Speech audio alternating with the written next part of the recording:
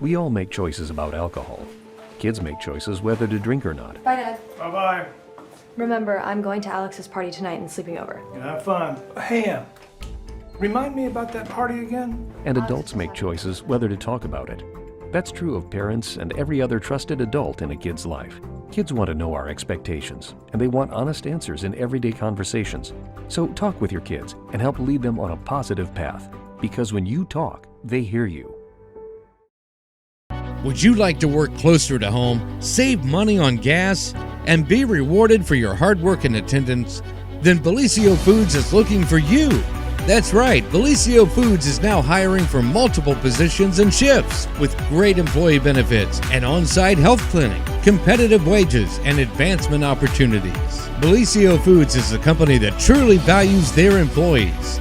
Apply online at belisiofoods.com/careers.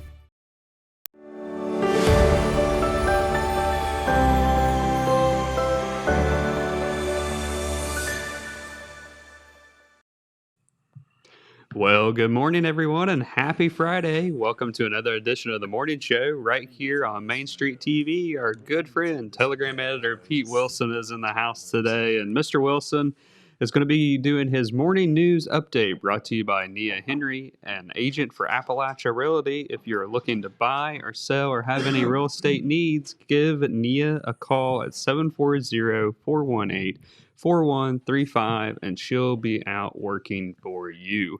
So, Mr. Wilson, what is going on in the news world today? Okay, well, I tell you what, it seems like since the first of the year, it hasn't slowed down. News of all types, It but has. that's the business we're in, so that's okay. We're going to look forward. We're going to look backward at both good news and bad news, and try to get you all informed. And of course, you want more detail. All you got to do is check out the Telegram. Come out Wednesday and Saturday in print edition. Almost all the news is completely local, or it's locally relevant. And of course, we have our website, thetelegrammnews.com. We put on a lot of the most important and breaking news just as soon as we get it prepared and out there for you. And of course, we have links off our social media as well, both Facebook and Twitter. We want to get the information to you. All right, well, let's start off with the stack, and we're going to go into the criminal justice system here first. If I could, Pete, before you get started, I wanted to touch, for anybody that hasn't heard, Vinton County is under a level 1 snow emergency. Oh, that's very true. And Wellston City Schools is on a 2-hour delay. Right. So part of the county saw a little snow. The other part did not. There's no snow in Oak Hill or Jackson, but I guess the further north you head, the more snow there is this morning. Right. Well, we have firsthand weather observers because of where people come from when they come to work here. And, we did hear that, on the Appalachian Highway, if you're coming this direction, west or south, about the Wellston exit, that's about where it cleared up and there wasn't any trace of snow or whatever. Wet and maybe some flurries in the air, but nothing that you wouldn't expect in January. So anyway, once again, Vinton County is on the level 1. That means that, there's some slick roads and streets out there, and to be careful. You can go out, but just extra caution. And of course, Wellston, as you said, Jeremiah, on that 2-hour delay. As far as we know, we've not heard about any other postponements or cancellations. But if we do, Matt McKee, of course, is live right now with Matt and the Morning Crew show on WKOV 96.7 FM. And then, of course, we'll use our social media and website to let you know on the newspaper side. And if we hear anything while we're here on TV, we'll tell you about that as well. Very good, sir. All right. Well, we'll go to what we prepared for our news update, and we're going to start off with the criminal justice system. And this is a report that was released to us through the Jackson Police Department. It's going to be on our front page of the paper tomorrow, but of course, it's already on our website, so feel free to check that out. But involves the arrest and indictment of a Jackson man, 55-year-old Eric M. Dirth of 49 Morton Street in Jackson, and that is his picture that Dylan has just put up. And Mr. Dirth has been charged with 4 counts of rape and 2 counts of gross sexual imposition. He was indicted last Friday and was arrested Monday, I understand, out in front of the sheriff's office, and he has been incarcerated since in the Jackson County Correctional Facility. The rape charges, as they normally are first-degree felonies. That means it's as high as it goes as far as the level of crime. The gross sexual impositions, one is a third-degree felony, one is a fourth-degree felony. Now, I know people are curious about what happened. Well, the nature of the investigation in the case, there's certain things that we haven't been told yet, and we might not tell you even if we did know, just because of the nature of the crime.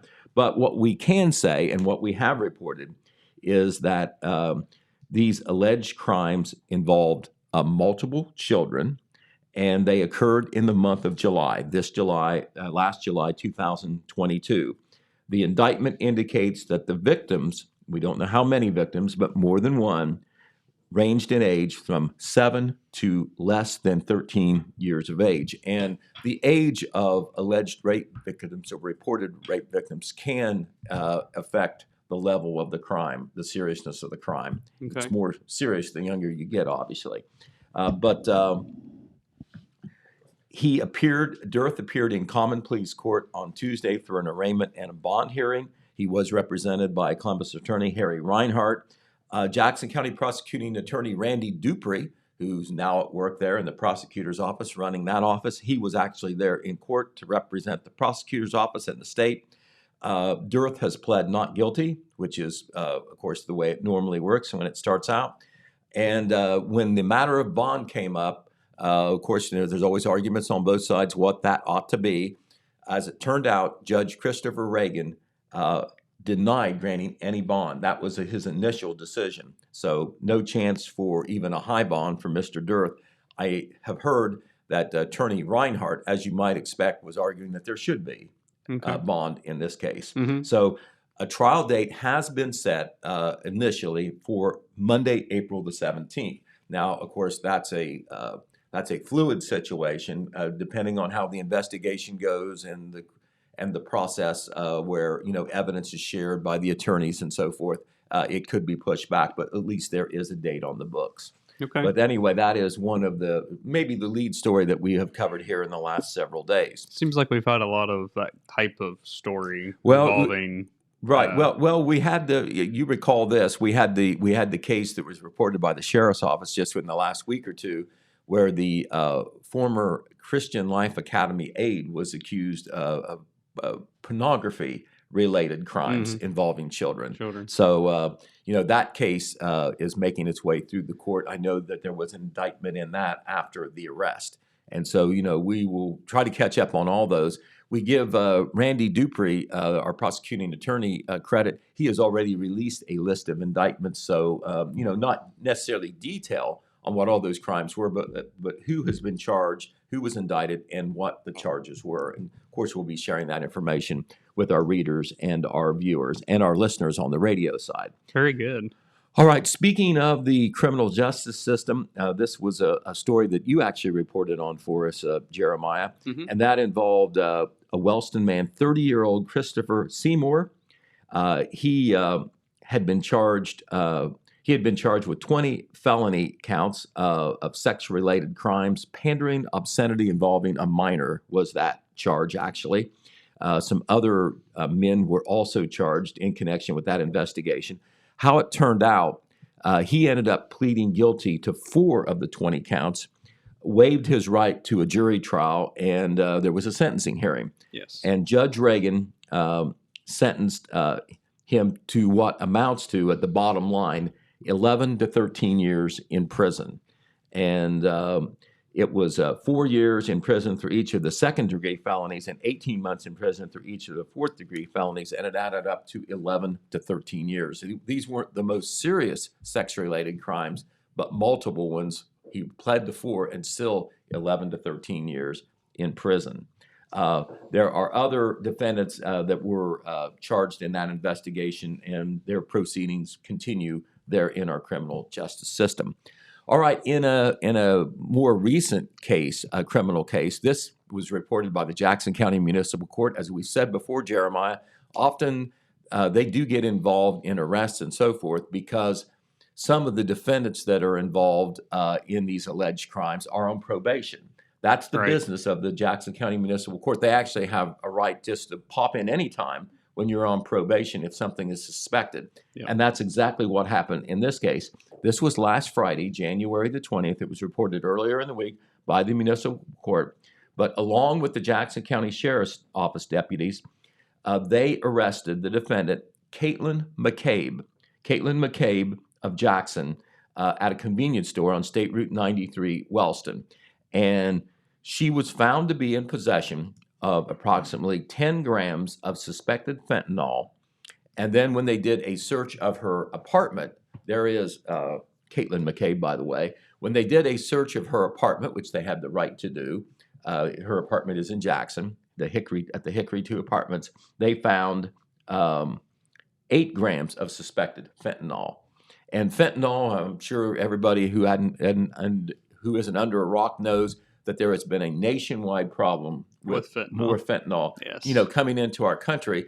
And yes, it is an illegal drug, but the big danger sign with fentanyl is that it is extremely potent and can be deadly in certain amounts. Yes. It doesn't take very much. It doesn't take a lot. And sometimes they say you don't know that a drug may have a derivative of fentanyl in it that makes it much more dangerous than maybe the person knows. Sometimes the person may know it because, they're looking for a bigger kick or whatever. But in this case, McCabe was arrested on a probation violation because she had these suspected drugs in her possession, and she will probably face, if the drugs do turn out to be fentanyl, they always do a BCI check. If the drugs were fentanyl as suspected, she will face additional charges for drug possession and probably serious level drug-related charges. All right, well, let's go to some good news. What do you say? Yeah. All right. Let's do some. This wasn't too long at all, and you were there on the front line, so just jump in there and say whatever you want on this. Sure. But the Jackson County Board of Commissioners officially recognized the Village of Oak Hill's 150th year anniversary with a resolution. I can't say it. No, I'll mess it up. Can you spell it? I'd rather say it than spell it. I can spell it. I got it right here in front of me. Okay. Yeah. No, go ahead. Sesquicentennial. Yes. Together now. Sesquicentennial. Okay. Anyway, what's a mouthful, Pete. That means 150 years. 150 years. 150 years. But the commissioners at one of their recent meetings had some guests from Oak Hill up representing the village and the chamber. And there you see it up there. Thank you, Dylan. A lot of notable folks from the village there. Right. And if you're looking at the picture there as we talk, on the front row, of course, seated are the commissioners. You have Donnie Willis, Paul Haller, and John Hensler, left to right. And then standing behind are your representatives from Oak Hill. And you have Oak Hill Area Chamber of Commerce Vice President Ruth Barkhurst. You have Oak Hill Mayor Paul McNeil. You have Oak Hill Historical Society Representative Brian Moore. You have Oak Hill Area Chamber of Commerce Secretary Judy Hamilton. Oak Hill Area Chamber of Commerce President Curtis Strickland, and Oak Hill Area Chamber of Commerce member Richard Hamilton.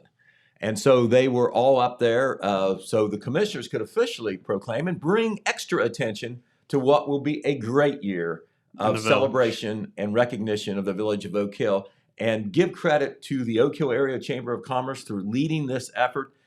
They have already set up, and we're going to give this as much coverage as we can. They have set up monthly events, at least one event at least every month, specially scheduled to celebrate the anniversary of the 150 years. Oak Hill goes back much farther than 1873 as far as settlement, but the actual village was organized and founded in 1873, exactly 150 years ago. The actual date, by the way, was January the 12th. That was when Oak Hill turned 150.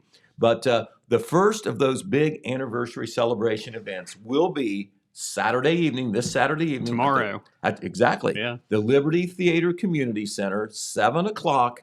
There will be a free concert, thanks to the Oak Hill Area Chamber of Commerce, the Sour Mash String Band out of Parkersburg, West Virginia, with a local player, Harry Coon being a member there. They will have a great bluegrass concert. I don't know whether they play other music as well, but bluegrass is their specialty. Yes. And I know the Chamber was very fortunate to line up the Sour Mash String Band. You recall we had reported earlier that the Kenny Valentine Band was to have played this Saturday, but due to a death in the Valentine family, they had to postpone that. Kenny and his band will be back in April to play. Right. So the way it worked out, it's 2 free concerts instead of 1. So that was a big break. But you don't have to have a ticket for this concert. It's free. It is free. And if you go and you're hungry, this is not free. You have to buy it. But pulled pork dinners will be available for purchase. The Chamber has organized that. So, this is a community party. You don't have to be from Oak Hill to go, but it's to celebrate Oak Hill's 150th anniversary. Once again, the Liberty Theater Community Center this Saturday at 8 p.m. to 11 p.m. I had the wrong time there. 8 p.m. to 11 p.m., Yes. 3 hours, and it is music and food at the Liberty Theater Community Center. That will be the venue for some of the other indoor anniversary events that happen throughout the year. All right, in the city of Jackson, at the last Jackson City Council meeting, which I attended, you know how the presidents always do a State of the Union speech. Yes. And the governor does a State of the State speech. Well, it is in state law that the mayors are supposed to do a State of the City address or some kind of report, an annual report. Okay.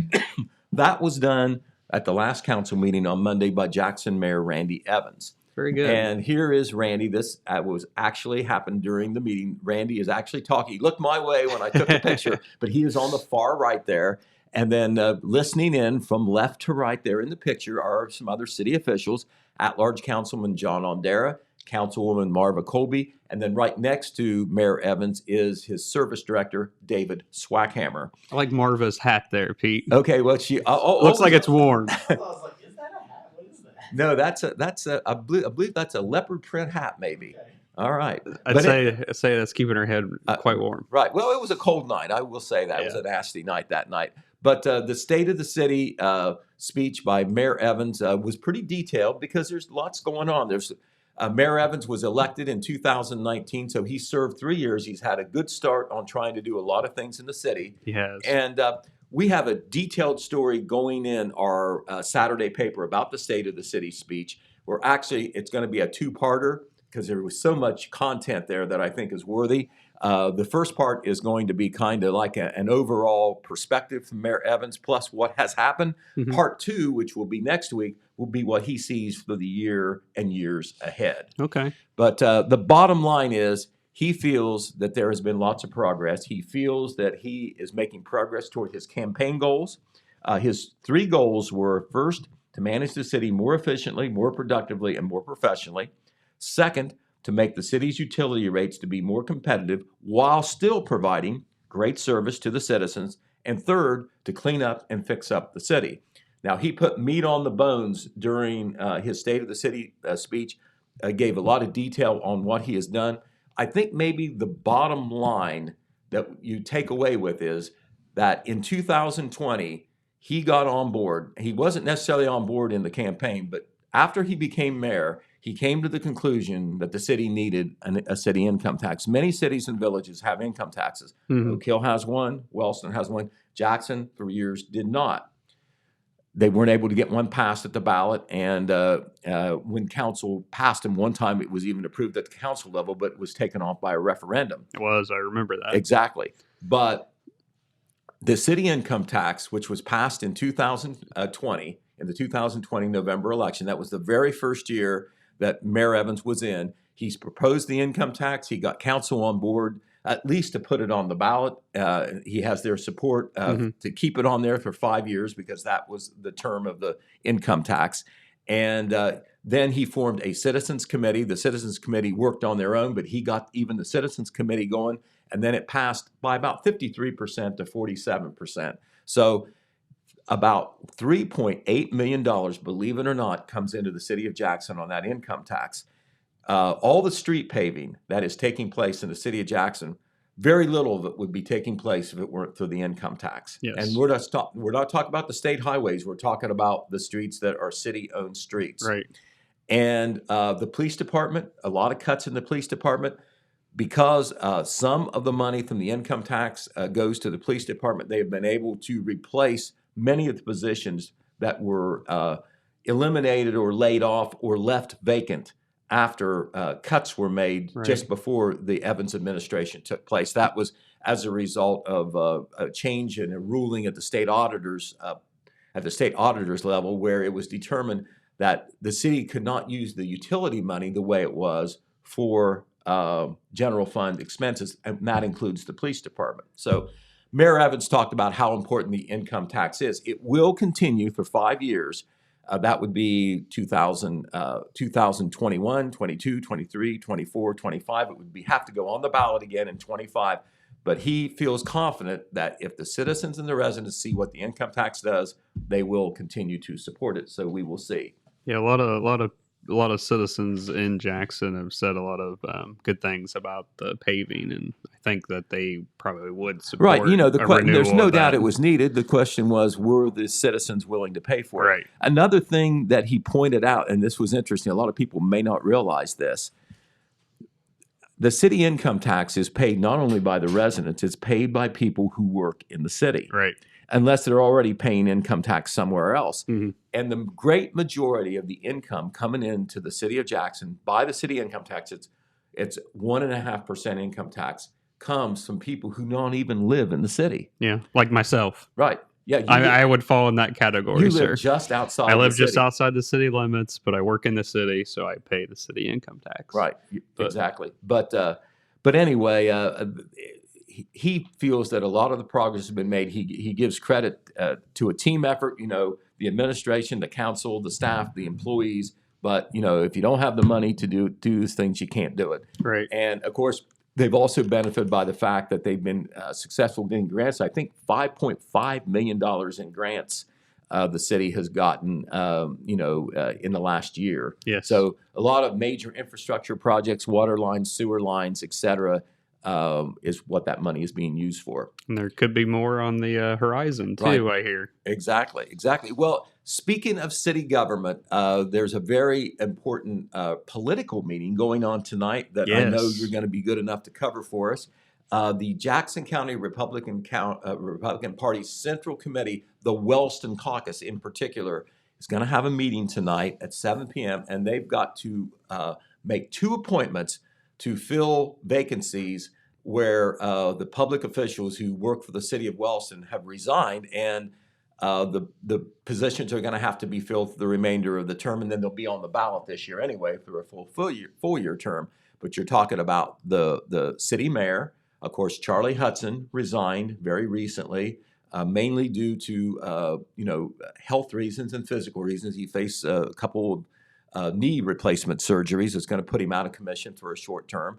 And then the law director's position that Randy Dupree held. But of course, Randy's got a big job now, a bigger job, with the being county, the prosecuting attorney. So the Wellston City Caucus of the GOP Central Committee gets to make the appointment for the unexpired term. In both cases, it's through the end of this year, 2023. Through December 31st. Right, exactly, through December 31st. And it's going to be up to 3 people, basically, who are on that caucus. They are Arthur Matthews, Adam Massey, and Cheryl Raymer. There is 1 position on the caucus in Wellston that is empty right now. So instead of 4 people deciding, it is 3. Okay. And why don't you go ahead and tell us? We know this much. We know that at least 2 people are going to seek the appointment for mayor. Yes. When I was at a recent Wellston council meeting, I found out that former mayor Wellston, or Connie Pelletier, is going to be seeking that appointment tonight, and also seeking the appointment is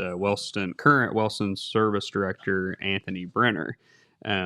Both individuals are pretty known in the community, and former mayor Wellston Mayor Charlie Hudson recommended Brenner for his seat. So it'll be interesting to see how that goes, and it'll be interesting to see if anybody else steps up for the mayor positions. We haven't heard of any folks on the law director front, so it'll be interesting to see if anybody shows up to seek that appointment.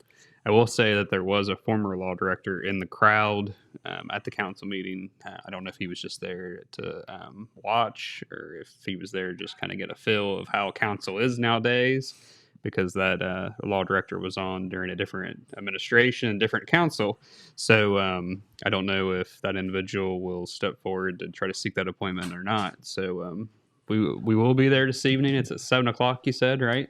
It's at 7 o'clock. 7 o'clock right at the Wellston City Council Chambers. Yeah, in the second floor of the city building, and I'll be there to cover that and be able to provide updates. Right, and we will get that. We'll get the bulletin type news out as quickly as possible. On our website and social media, and then of course we'll follow up on the website and in the print edition with a more detailed story. We know there's lots of interest there. There is. And a lot of times, it doesn't always prove true, but a lot of times if you get the appointment for the unexpired term, it's like, oh, he or she is the mayor. It kind of maybe gives you a little bit of an advantage if there's a contest in the general election. Mm-hmm.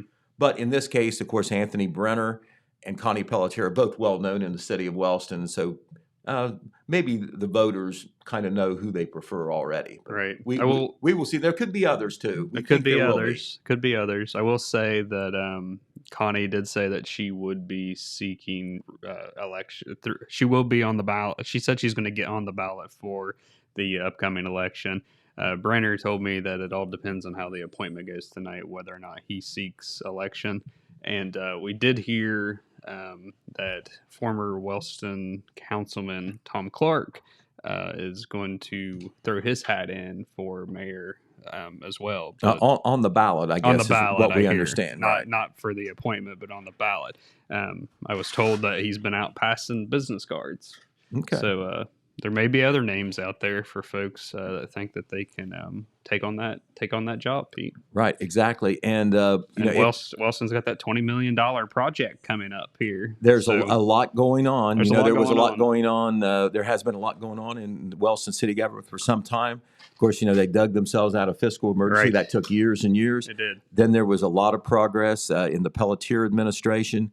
With some improvement projects, and that certainly has even picked up under the Charlie Hudson administration with the grants that they got and so forth. So certainly a lot going on in the city of Wellston. We're going to be following that. Okay, some other good news that we want to tell you about, Jeremiah. Floor BWXT Portsmouth, FBP for short. That is the cleanup contractor at the former Portsmouth gaseous diffusion plant, what local people, older people call the atomic plant property down at Piketon.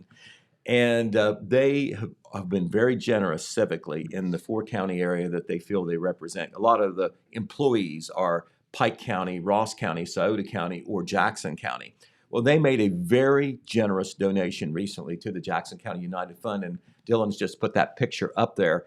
The United Fund has struggled a little bit in recent years since COVID to get all the money they would like to support the multiple agencies that they support. Mm-hmm. Well, Floor BWXT jumped in with an $8,000 donation recently. And so that I know is very much appreciated by the United Fund people. And if you're looking at that picture now, some of the principals there that we want to credit from the left, you have United Fund board member Brian Moore, Becky Hughes, Marcia Lewis, and Clayton Jones. And then from Floor, you have Chief Operating Officer James Miller. Then you have United Fund President Dean Clark. And then Floor President and CEO Greg Wilkett. And then United Fund board member Tim Jones. And Greg Wilkett, he did live in the Wellston area, so he is a local guy or has local connections at least. And so I know the United Fund very much appreciates Floor's very generous donation. That's very good of them. Then that money, always comes back to the community. They give that United Fund of Jackson County gives that money out to different organizations and groups here in the county. They support 20 plus agencies, and the more money they have, the more money they can split give it out to divide it out. The many charitable nonprofit agencies and everything from food pantries to youth recreation programs. Right. All right. Last weekend, this is always a great visual visual event, yes. And that is the pre-1890 Indoor Trade Fair at the Cantor's Cave 4-H camp. And Alex Shope is a little bit of a history buff, just like I. I am, and he really wanted this assignment, so he went out there. I don't know whether he bought a bunch of stuff like he did last year, but there you see two of the principals there. You see Larry Zorn's there on the right. He is kind of the organizer for the Sons of Liberty Muzzle Loading Rifle Club, and he is the front man. He always is on TV and the radio and is interviewed for the paper about the show in advance. And it was another successful one. This time the weather cooperated in the middle of January. Sometimes it doesn't, but they had 28 vendors, a good attendance for both days. And as you can see, Larry is dressed up in his outfit with his tam on. And that's the thing, you go in there and they're selling specialty items that are from the past, historical type items, and they dress the part. Right. And so it is almost like living history there. And so it was a wonderful event, and some of the money that they got from the vendors for the vendor space rentals, and then also for admission of the public. There's a nominal charge there. Some of that money goes back to the 4-H camp to support that. Very good. That's nice of them. It is very nice of them. Okay, on the business front, we want to acknowledge Jenkins Care Community in Wellston. That's one of the more prominent nursing homes, assisted living facilities in Jackson County. Mm-hmm. They announced this past week the hiring of Jordan Lackey as the activities director there. And there is Jordan right there. He is a Bengals fan, apparently, as that hat would tell you. But Jordan is well known in the Wellston area. His parents are from Wellston. Mike and Debbie Lackey, a lot of people know them. And Jordan has worked at other nursing homes as well. And so they are tickled to death to get him as activities director at Jenkins Care Community. So congratulations to Jordan. And he's been around for a long time now. He has. Wearing that hat at different facilities. Right, and that is a very important position at any facility like that, because they do things to get the residents engaged. Right. So engaged and active, both in and outside of the facility. That's important. All right, we want to hype and promote another big social event that's coming up that the Wellston Rotary Club is doing. The Valentine's Dinner and Dance. It is on Saturday, February 11th. This is an event that they've done for a number of years. It got canceled a year or two at least, I think, because of COVID-19. Mm-hmm. But it will be Saturday evening, February 11th, from 6:30 to however late it goes. But it will include a social period, a dinner, and a dance. Right. And here's the thing I want to emphasize here. It's $25 to be a great outing. You do not have to be in the Rotary Club to go to this. This is a club organized event, but it is open to the public. Community, yeah. Right. It will be at Sands Peter and Paul, and the money from this, you can look at it this way. The money from this, not only will it probably be worth the ticket, the $25, because you'll get a great meal and social time, music, but the money will be used to support the scholarship fund. The Rotarians do scholarships at Wellston High School. And that money just doesn't fall off trees. They have to raise it. Right. So that would be a good thing to definitely do. Back in the day, Pete, I received one of those scholarships. Oh, did you? Yes. Okay. Well, you ought to eat and dance then on February the 11th. Yeah. I was one of the Rotary Seniors of the Month, I think for the month of May, if I recall, and I received one of those scholarships. So that's always nice that they still continue to raise money for that scholarship fund. But the tickets will be, if you want tickets to that, and obviously it's probably good to get them ahead of time. I'm not sure you could just show up that night. The tickets are available, plenty of time to get them, at Donna Summers Realty and the Rusted Barn. Both of those businesses are in Wellston. All right, we're going to go to sports a little bit, and then we're going to come back to news and focus on Vinton County, because our Vinton County expert is here, Red Thompson Jr. We appreciate him showing up for our morning news update. And nobody covers Vinton County or knows more about the ins and outs of the news and the events in Vinton County than Red. We're lucky that we have him on our side, and he's going to tell you some very special things. But we'll go to sports first. Okay. We'll go into the sandbox here. I know this was mentioned yesterday here on our Main Street TV show, but I want to acknowledge as well the Jackson Iron Ladies basketball team. On Wednesday evening, the Iron Ladies defeated Greenfield McLean by a score of 45-39 in overtime, and there you see that picture was taken by Todd Compton just moments after they won the game. And it's not only that they're celebrating a victory and a championship, it was a tough one to win. They were behind most of the game, and until almost the very end of that overtime, they didn't know whether they were going to win. They were favored to win, but, you know, you get a target on your back when you're the champs or the defending champs, and teams give you their best shot. And that's what Greenfield and McLean did. As a matter of fact, this was so dramatic. At the end of regulation, no time on the clock, Greenfield tried a last shot. They missed it, but they were fouled. And one of the young ladies from Greenfield went to the foul line with no time on the clock, so nobody's lined up, there's no time left, to shoot 2 foul shots. The game's tied. If she makes either foul shot, Greenfield wins the game.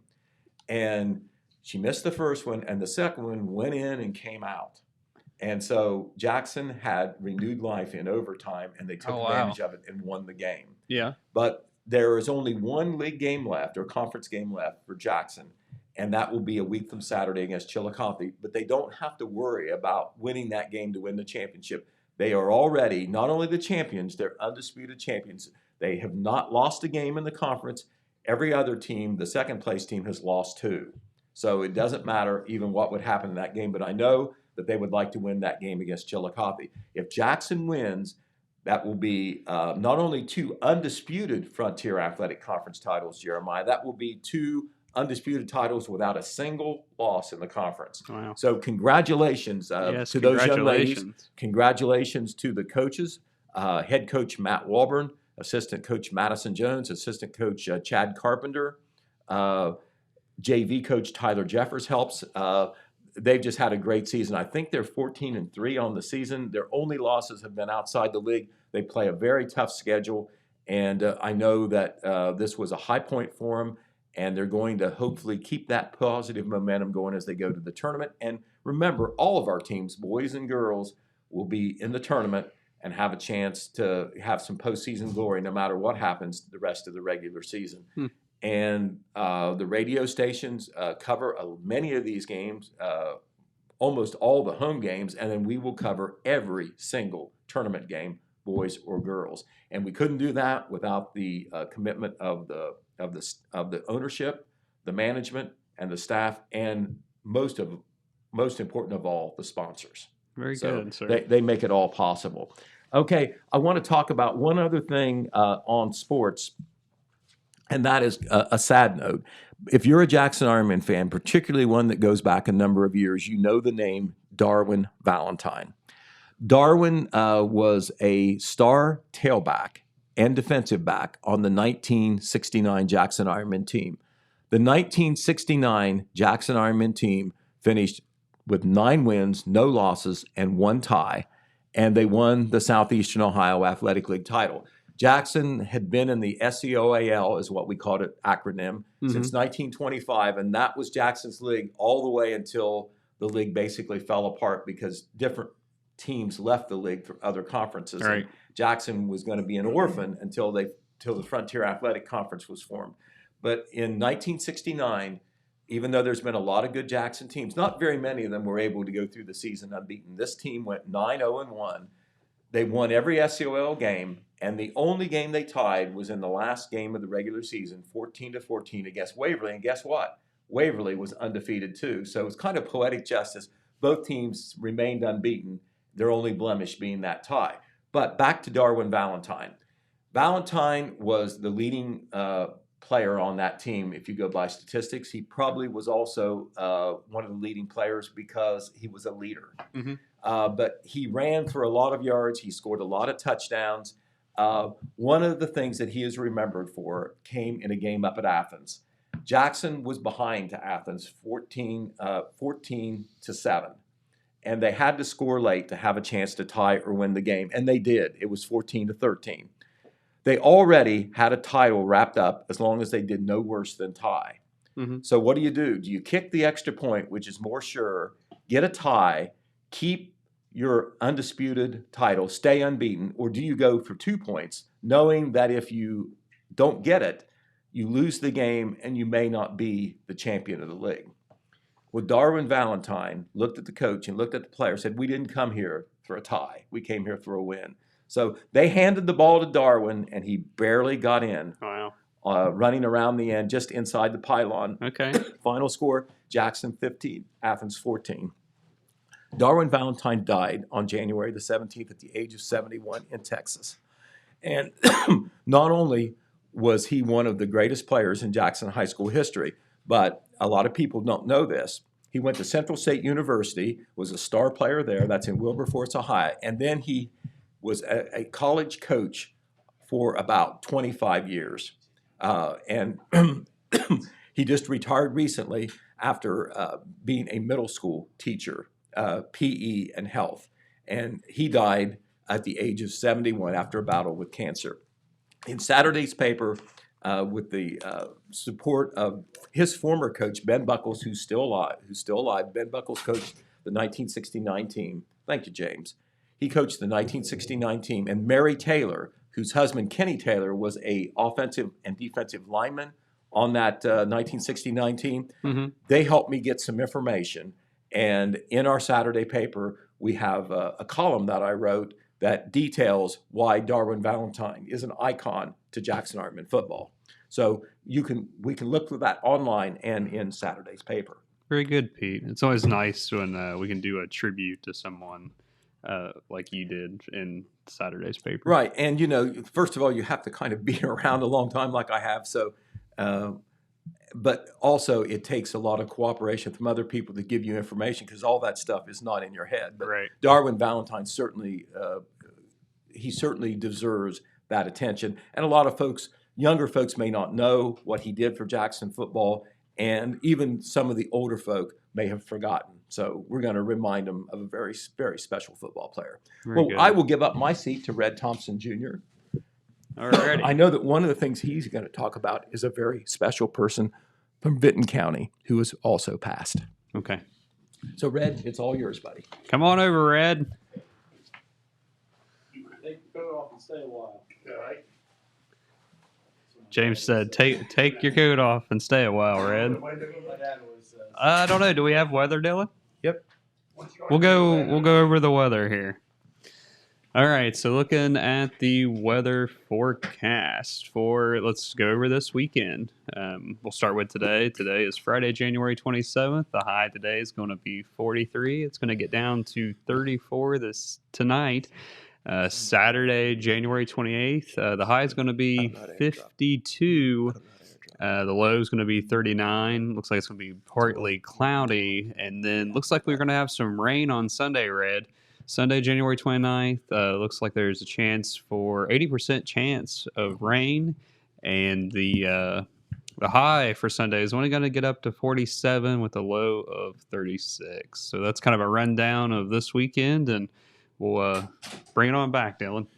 All right, so we got Telegram staff writer Red Thompson Jr. in the house today, and Red's here to talk about all things Vinton County. So how you doing this morning, sir? Are we awake? Very good. Yeah, I'm not a morning person, but I am here. You are here. Thank you for coming in, sir, and we appreciate all your coverage up in Vinton County to keep all those folks informed.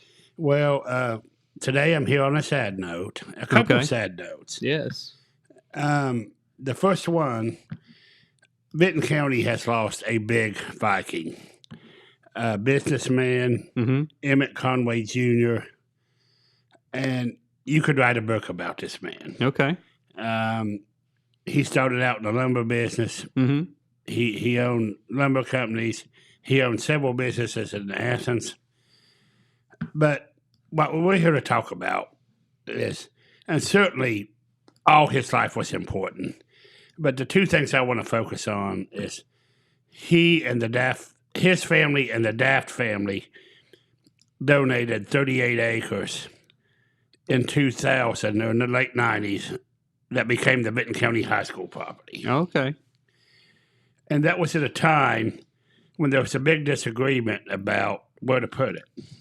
That was one of the things that always held it up. When they consolidated in 1967, they did not build a high school. Mm-hmm. They built onto the MacArthur High School. So the rest of the county always felt that it wasn't quite the county high school. Okay. It was the MacArthur High School with the county's name on it. Gotcha. But in 2000, he gave them a 38-acre tract and the Dafts. I don't want to forget them. And commercial, flat on the edge of MacArthur. Mm-hmm. That area has really grown over the years over there, hasn't it, Red? Yes, it's led to the whole west side of town developing. And Mr. Conway, Mr. Daft, and Mr. Conway Sr., Emma's dad, gave him that land. And it was worth, someone at the bank told me, at the Benton County Bank, I think $250,000 to $275,000. Wow. I mean, how many people would do that? Right, right. That's not pocket change, is it, Red? And certainly, as you mentioned, the Benton County High School has led to that west side of town developing. Yeah, there's a lot more on that side of town now. There's 7 businesses out there. Yeah, the grocery store is over in that area. Hardware store. And the hardware store. And certainly, MacArthur Mayor Steve Hammond gave Conway credit in the whole west side of town. And there's a Goodwill out there, and a nice one. Oh, yeah, I forgot about the construction of the Goodwill out that way as well, yeah. And you mentioned development. Mr. Conway also sponsored a Cherry Ridge development, and there's 2 businesses in it, and Rio Grande's supposed to go in that too. And so he certainly benefited Benton County for many years. Mr. Conway will be part of Benton County for many, many years, the things he did. Yes. The schools are very grateful. Carol Doddle, one of the realtors, she's very appreciative of everything he's done. Like I said, Mr. Conway, you could write a book about him. Right. We're not even scratching the surface of everything he'd done while he was still here. But one thing in his obituary is that he liked to help people make the best of themselves. And he certainly did that in Benton County. Yes. It sure sounds like it, sure. So we have a big, big tribute to him in the Telegram front page.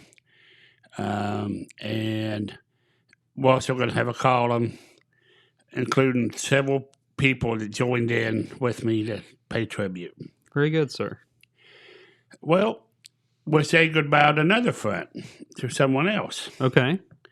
A person that Benton County knows well and loves. Mm-hmm. Now, she's still alive.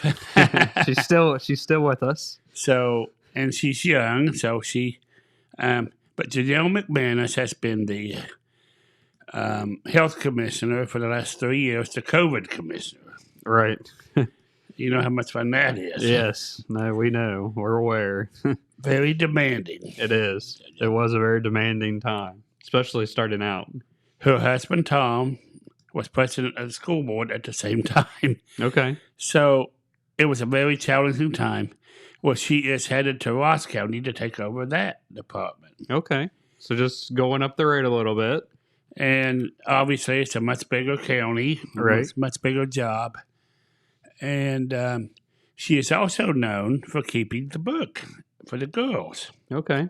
Now, I know a lot of people, and that's a thankless job. I mean, a lot of people do it.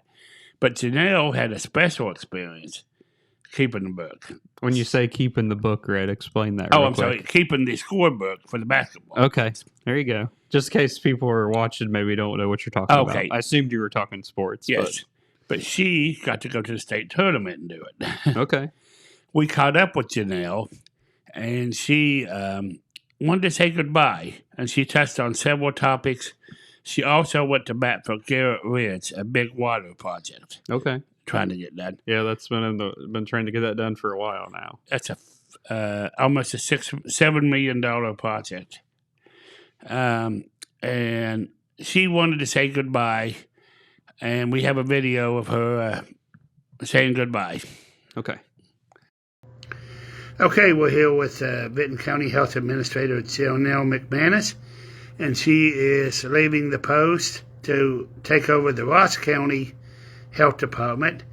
And first of all, what would you like to say to your employees and all the staff here? You know, it's been a great privilege and honor to work with each of you, and I appreciate the time and effort and loyalty that you have given to me and the trust that you've placed in me. And I know and have full faith in each of them that they can continue the forward march to continue the mission and vision of the health department towards improving the community's health. And you had a special day here. Governor DeWine was by your side. Channel 3 and all the Columbus stations too were here. What was it like to be with the governor and on regional television? Well, you know, besides nerve-wracking, because, you know, I'd never done that before, but, you know, what an honor, and I don't think that it's anything that has ever happened at Vinton County Health Department prior to that date to have a governor stop in, so it was absolutely wonderful to show him the operations and be able to have him hear our local concerns, so to be able to have access to him as governor was just, it's a wonderful experience. And you also picked up the bat, if you will, or the basketball, since you love basketball so much, and went to bat for Garrett Ridge. And Garrett Ridge is a big problem in the county. The schools are involved, the media is involved, and yourself. Could you explain what was done and how you would like to see that project come in? Yeah, you know, we had identified an area of need, and this area has been established for quite some time of, you know, not access to adequate water. And so we worked with the commissioners as well as Total Media and Community Development and Jackson County Water Department to try to bring access, you know, to that area. Of course, we would love access to the entire county, but this area was identified as high need, and we were able to utilize the platform with the governor coming here and partnership with the county to be able to work with the commissioners to discuss that need for that project. So thrilled that it's moving forward. Wish it would have been done while I was still here, but still thrilled that it's going to be completed and it's moving forward. And the final thing, as a citizen, you have, like a lot of people, you have outlets, and photography certainly been an outlet for you, and bookkeeping for the basketball team. And you had a very special experience as a bookkeeper, getting to go to the state tournament with the Lady Vikes, where they made the championship game and actually won the semifinals. Can you tell us about that experience and what that season was like? Oh, the season was a roller coaster, but how exciting for everyone involved to be a part of that team and to be able to experience that. I really think that was probably a once-in-a-lifetime experience, and how exciting to be a part of the team to be able to go to the state game. Okay, and your last day with us is? February 10th. February 10th. Well, we wish you the best of luck, and thank you very much. Thank you. Well, very good, Red. We appreciate you taking the time to do video interviews like that, and it sounds like that was a good one with her there. You know, still got a little time left with her on the clock. It sounds like there. Well, yes, not much though. She does, and Chillicothe's a whole different ball game. In Ross County, there's a lot more restaurants. It's a big hospital. Mm-hmm. You know, Ross County. You know, Jeremiah, when we moved to Ross County, it had 64,000 people, and 16 years later, when we came back to Jackson, it had 80,000 people. Wow, that's hard to believe, thinking that there's that many folks just up the road. You know, well, Ross County is becoming part of an extended Columbus metro area. Mm-hmm. Ohio's a little bit different than a lot of states, but they are getting into extended metros. A lot of states do 10 counties around the main city and call it a metro area. Ohio's just kind of getting into that, but there's estimates that there's about 3 million people within an hour of Columbus, something like that. And Columbus is one of the fastest growing cities in America. But we're not done in Benton County. Another organization, I should say, said goodbye. Okay. The sheriff's office. Oh yes. Yeah. They packed some boxes and moved, didn't they, Red? The sheriff's office has been in the same place for 160 years. It's a long time. Now they're in a building. They moved from the Civil War era building that's very historical to this building. I'm trying to think of where this building is. This building, do you know where the fairgrounds is? Okay. Yes. Is this just before the fairgrounds? Yes. Okay, I know where it is then. North I was thinking it was on this side of the village, so it's out on the other side of the village. I got you. The reason this building, this was built for the DD population. Okay, yes. And during COVID, Vinton Industries moved their people out because of the COVID. Mm-hmm. And then they ended up at a new building with their clients. Okay. And for a while, the county DD board had only adult workers, adult staff in there, not DD people, their actual staff. Right. Well, they moved out too. And the commissioners was going to share that building with the DD adult staff. Mm-hmm. And then they decided to move out. Okay. So that is the new sheriff's office. So is that a county-owned building there? Yes. Okay. Now, here's the deal currently. Right now, only the dispatching is taking place there. Okay. And Bill Fott, the EMA, is there. The public cannot go to the old building. The sheriff and deputy are still in there temporarily. Okay. But if you need sheriff services, go to the new building. They will contact them, and they'll help you. Okay. And is there any time frame on when those folks are going to get fully moved in down there? They're still working on stuff. I'm not sure, but still having a little bit of a hold up. They're a little bit. They're working in 2 offices right now. Okay. The sheriff has everything pretty much. Everything's working smooth. They're just getting the last few things worked out. I'd say that's probably quite a transition after you've been at the same place for, what'd you say, 160 years? Yeah. It's probably a bit of a process to pick up and move, even though it's not too far away, but to get all those systems and everything up and running. But, unfortunately, there's a kind of a sad side to this, Jeremiah. Mm-hmm. It doesn't look like they can save the old building. Okay. So will it be demolished then, or? I believe so. But Deanna Tribe, one of the movers and shakers in Benton County, an author and historian and professor, she wants to take stuff from the building. It's probably going to become some kind of parking lot or some kind of entrance to the courthouse. She wants to decorate it, public art display, with stuff regarding Maud Collins, the first female sheriff in Ohio. Okay. That was her office. Oh. That's why they hate to lose it. Gotcha. It's been you hate to lose something like that, but, they've already got money for the hotel. Mm-hmm. And they're just not going to get money just to renovate every building they'd like to. So structurally, is that building just not sound anymore, Red? No. Does it have problems with the roof or foundation? Okay. It's just not. Just age finally is getting to it, huh? Yeah. If they could have restored it 50 to 20 years ago, okay, things would have been different. Yeah. Time's taking its toll. It has. Okay. But, for the village, time did not take its toll on the hotel. Right. So they're going to have that hotel. Any updates on the hotel, sir? Hotel's doing fine. We talked to Caleb Appleman. The next big job, they're looking at an elevator. Got to have an elevator.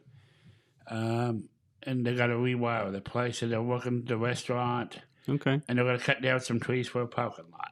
So very good.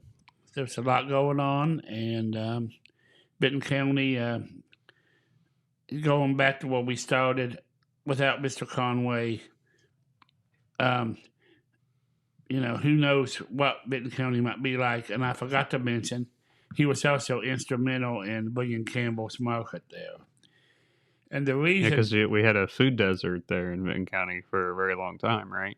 Yeah, and you might not understand that, but when you're a real estate person, how are you going to sell real estate to? You're telling a 25-year-old mom, 30-year-old mom, we don't have a grocery store. Right. Kind of a turnoff. Yeah, it is. I mean, you have to drive a little distance to Wellston, or drive to, I don't know what else would be close. Well, grocery store wise, but there really wasn't. It wasn't much, was there?